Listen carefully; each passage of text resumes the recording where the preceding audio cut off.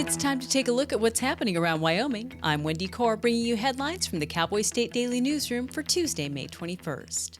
Wyoming's first verified bear attack of the season, involving 2 grizzlies in Grand Teton National Park on Sunday, has left a Massachusetts man hospitalized. The man had a surprise encounter with 2 grizzlies in the Signal Mountain area of the park Sunday afternoon and suffered serious injuries when one of the bears attacked him. That's according to Outdoors reporter Mark Hines. We don't know the type or extent of his injuries. The good news is he's been listed as being in stable condition at the hospital in Jackson and is expected to fully recover. And the investigation into the attack continues. The Signal Mountain Summit Road and Signal Mountain Trail remained closed to the public Monday as the investigation continues. The billboards first started showing up in Cheyenne around last fall, put up by a group called Honor Wyoming. The signs chide some legislators as rodeo clowns and praise others as top hands based on their voting records.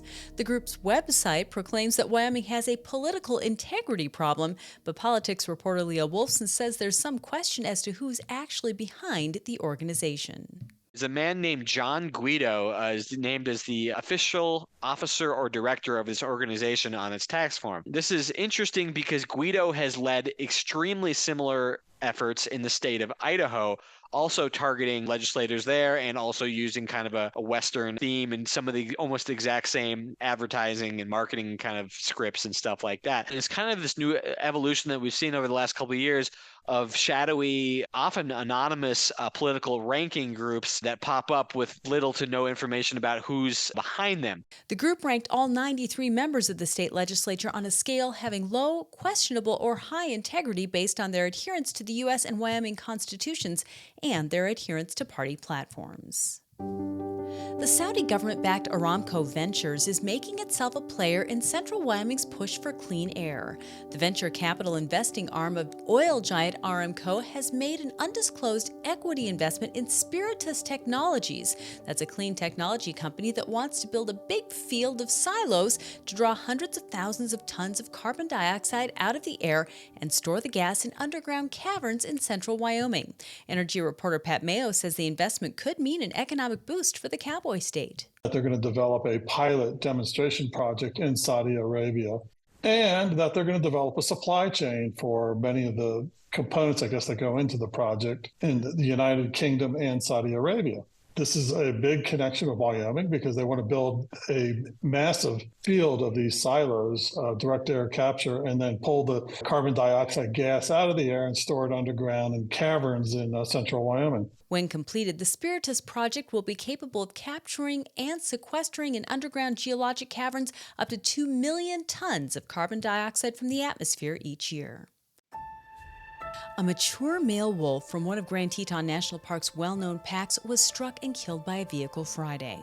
Cowboy State Daily's Mark Hines reports that the wolf was from the lower Grovant pack, but little else has been released about the incident. Unfortunately, in Wyoming, vehicle collisions are a leading cause of death for all species of wildlife. And we recently talked to a wolf biologist, and she did say that getting struck by vehicles is one of the more common causes of death among wild wolves. And that's one of the reasons they typically live only 3 or 4 years in the wild. No further details were available at press time.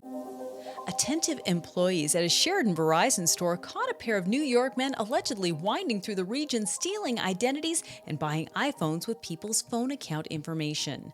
Cowboy State Daily's Claire McFarland reports that the two had already purchased phones in Powell and at another store in Sheridan before authorities caught up with them late last month. It started as a series of red flags where this guy was in the Verizon store in Sheridan and he was a couple iPhones and here's my account information. But then when they asked him for his address, allegedly he had to look it up on his own ID information and didn't seem concerned at all about the cost, even for multiple phones. And they were seeing enough of these that they called police, and then the guy came outside and briefly spoke to the officer and then took off and met up with a getaway car in the Albertsons parking lot, and they kind of tore through the parking lot. Wyoming Highway Patrol and sheriff's deputies conducted a high-risk traffic stop to arrest both men.